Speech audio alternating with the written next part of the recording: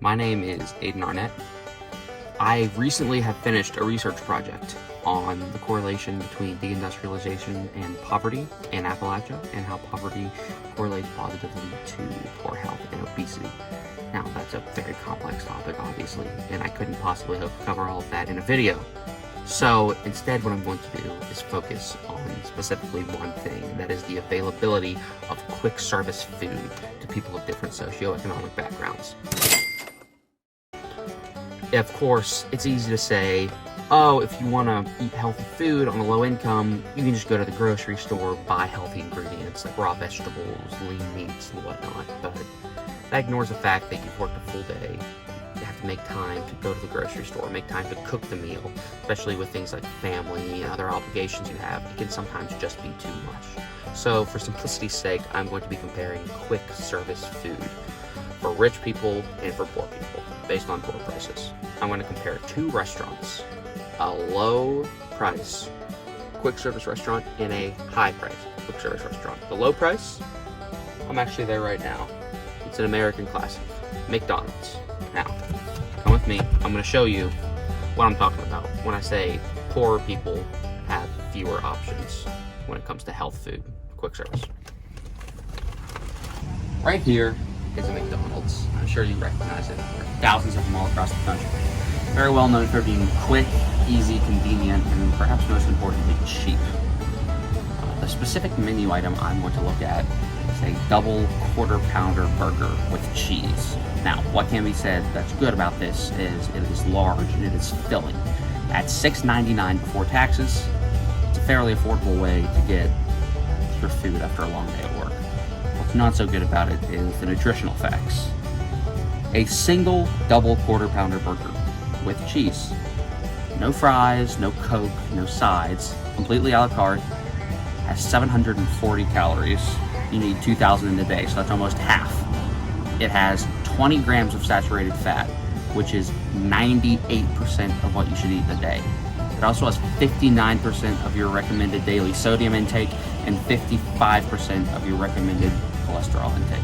So clearly, even though it's cheap, it's filling, and it can be easy for people, you see the kind of quality of food that you get for a low price, which is one of the problems with obesity and why it's correlated with poverty in this country.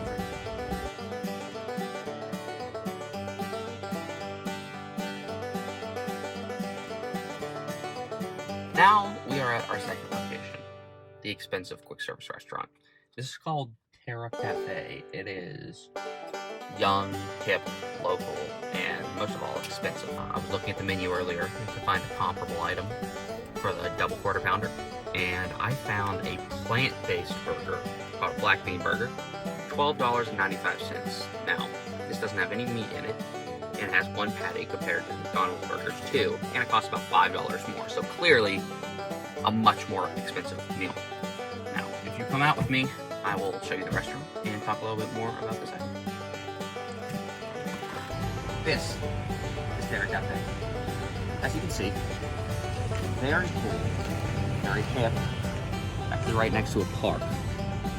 So if you have young children, it's very convenient. However, the price is not convenient. Now, since this is a small local place, I couldn't find the exact nutritional facts. I had to just look up the ingredients, and the difference in nutrition between this place and McDonald's is pretty striking.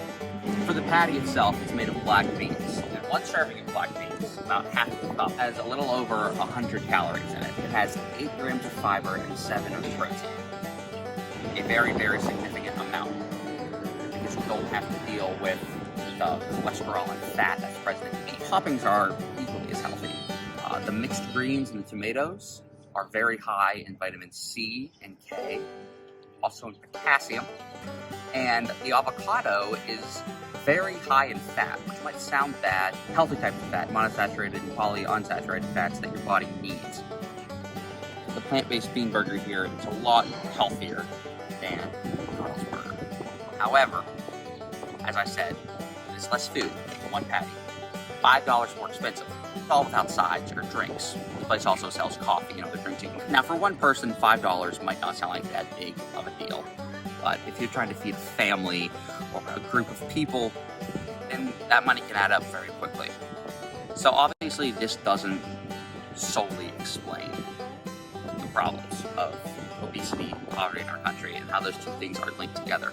But looking at things like the price and availability of quick service food for different people based on income level can be a really insightful and important way to look at these problems in America in general and Appalachia and West Virginia specifically. I hope you learned something by this video, and thank you for watching.